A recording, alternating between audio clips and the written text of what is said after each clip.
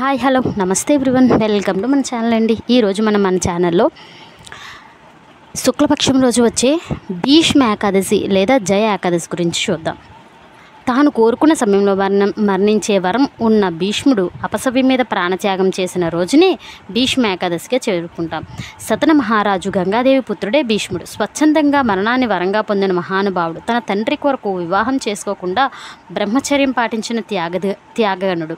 మహాభారతంలో జరిగిన కురుక్షేత్ర సంగ్రామంలో కౌరవుల తరపున పోరాడి ఓడిపోయినప్పటికీ ఉత్తరాయణ పుణ్యకాలం వచ్చే వరకు అపసవ్యపై ఉండి ప్రాణాలు నిలుపుకొని మాఘమాసం శుద్ధ అష్టమి రోజున శరీరాన్ని విడిచిన మహానుభావుడు భీష్మ పితామహుడు. భారత యుద్ధంలో క్షతగాత్రుడై దక్షిణాయనంలో ప్రాణం వదలడానికి ఇష్టం లేని భీష్ముడు ఉత్తరాయణం వచ్చే వరకు అపసవ్యపై ఉండి మాఘశుక్ల పక్షమి సప్తమి నుండి మొదలుపెట్టి 5 రోజులకు రోజుకు ఒక ప్రాణాన్ని విడిచినట్లుగా చెబుతారు. భీష్ముడు అపసవ్యపై 58 రోజులున్నట్లు భారతంలో స్పష్టంగా ఉంది.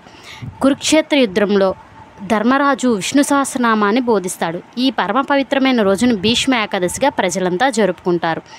విష్ణు సహస్రనామం జపించడం వల్లే కురుక్షేత్ర యుద్ధంలో పాండవులు విజయాన్ని అందుకున్నారని చెబుతారు. అదీకాక విష్ణు సహస్రనామ పారాయణం చాలా విశిష్టమైనది. ఇది ప్రతిరోజు పారాయణం చేయడం వల్ల విశేష ఫలితాలు సంప్రదిస్తాయని చెబుతారు. Thanks everyone, by by. నా వీడియో కనుక నచ్చుంటే ఒక లైక్, షేర్, సబ్స్క్రైబ్ చేయడం మాత్రం మర్చిపోకండి. ఇలాంటి మంచి వీడియోల కోసం మన ఛానల్ని ఖచ్చితంగా ఫాలో అవ్వండి. Thanks for watching. By by everyone.